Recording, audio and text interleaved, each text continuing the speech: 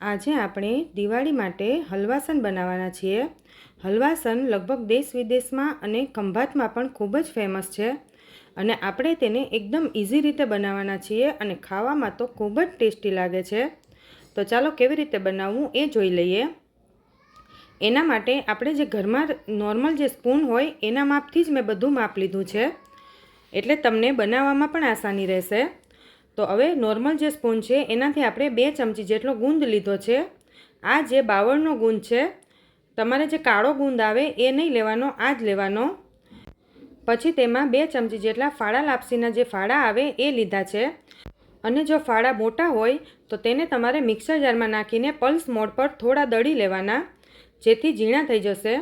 2 એલચીનો ભૂકો લીધો છે, 3 ચમચી જેટલું ઘી લીધું છે, 6 ચમચી જેટલી ખાંડ છે। પછી આપણે તેમાં બદામની કતરણ લીધી છે, તમે કોઈ પણ ડ્રાયફ્રૂટ લઈ શકો છો અને 500 ml જેટલું દૂધ લીધું છે। દૂધ આપણે ફૂલ ફેટ લેવાનું છે। હવે ચાલો કેવી રીતે બનાવવું એ જોઈ લઈએ।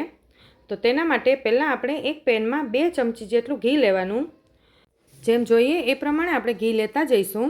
તો અત્યારે આપણે પહેલાં 2 ચમચી જેટલું એડ કર્યું છે। હવે ઘી ગરમ થશે પછી આપણે ગુંદને તેમાં તળી લેવાનો।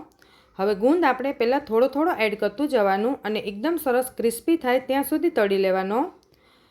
ગુંદ અંદરથી કાચો ન રહી જાય તેનું ખાસ ધ્યાન રાખવાનું, એટલે સ્લો ફ્લેમ પર ગુંદને તળવાનો। હવે આ રીતે આપણે બધો જ ગુંદ તળી લઈએ અને તેને આપણે એક પ્લેટમાં કાઢી લઈએ। પછી આપણે જે ઘી વધ્યું છે એ એડ કરી દઈએ અને તેમાં આપણે જે ઘઉંના ફાળા છે તેને એકદમ સ્લો ફ્લેમ પર થોડા ગોલ્ડન બ્રાઉન થાય ત્યાં સુધી શેકી લેવાના અને જેમ જેમ ફાળા શેકાશે તેમ તેમ તેના જે કણી છે એ આખી વ્હાઈટ જેવી થઈ જશે।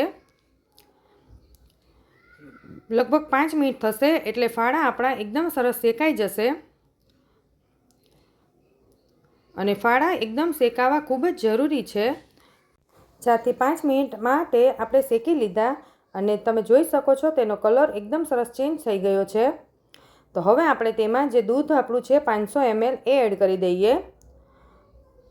દૂધ આપણે ફૂલ ફેટ લીધું છે અને જો ફૂલ ફેટ ન હોય તો તમે જે દૂધની મલાઈ આવે એ પણ એડ કરી શકો છો। હવે અહીંયા હું તેમાં 1 ચમચી જેટલી દૂધની મલાઈ પણ એડ કરું છું। જો તમારું દૂધ પાતળું હોય તો એમાં 2 ચમચી વધારે એડ કરી દેવાની। હવે આપણે દૂધને થોડું ગરમ થવા દઈએ, પછી જે ગુંદ તળીને રાખ્યો હતો એ એડ કરી દઈએ। હવે આપણે આ દૂધને એકદમ સરસ ઉકાળવાનું છે। જેમ જેમ દૂધ ઉકળતું જશે તેમ તેમ આપણું દૂધ ફાટી જશે, કારણ કે આપણે તેમાં ગુંદ એડ કર્યો છે। તમે જોઈ શકો છો દૂધ આપણું એકદમ સરસ ફાટી ગયું છે। હવે આપણે તેને સ્લો ફ્લેમ પર ઉકળવા દઈએ અને બીજી સાઈડ એક પેનમાં આપણે ખાંડને કેરેમલ કરવાની છે। ખાંડને સ્લો ફ્લેમ પર આ રીતે કેરેમલ કરી લઈએ। ખાંડને આપણે એકદમ વધારે ઉકાળવાની નથી, બસ આ રીતે ઓગળી જાય એટલી જ કરવાની છે। જો ખાંડ આપણે વધારે ઉકાળીએ તો કડવું થઈ જશે। હવે આપણે તેને ધીરે ધીરે આ રીતે દૂધમાં એડ કરતું જવાનું। એકસાથે એડ કરશો તો દૂધમાં ઉભરો આવશે અને દૂધ બહાર ઉભરાઈ જશે અને થોડીવાર માટે આ રીતે તમને ખાંડના ગઠ્ઠા લાગશે, પણ એને આપણે ધીરે ધીરે ઉકળવા દઈશું એટલે ખાંડ બધી જ ઓગળી જશે અને આ રીતે એકદમ સરસ કેરેમલનો કલર પણ આવી જશે। હવે આપણે બધું જ દૂધ બળી જાય ત્યાં સુધી તેને એકદમ સ્લો ફ્લેમ પર ઉકળવા દઈએ। 10 થી 15 મિનિટમાં જ આપણું આ હલવાસન તૈયાર થઈ જશે અને થોડીવાર થશે એટલે હલવાસન પેન છોડી દેશે। પેન છોડી દે પછી આપણે તેને એક પ્લેટમાં આ રીતે ઠંડુ થવા દેવાનું। એકદમ સરસ ઠંડુ થઈ જાય પછી તમે તેના આ રીતે પેંડા વાળી શકો છો। તમારે જો ચોસલા કરવા હોય તો તમે એ પ્રમાણે કોઈ પણ પ્લેટમાં પણ રાખી શકો છો અને ઉપરથી આપણે આ રીતે બદામની કતરણ લગાવી દીધી। તો તૈયાર થઈ ગયો છે ખંભાતનો ફેમસ હલવાસન અને આ હલવાસનને લગભગ 15 દિવસ સુધી કશું જ થતું નથી અને તેને ફ્રીજમાં રાખવાની પણ જરૂર નથી।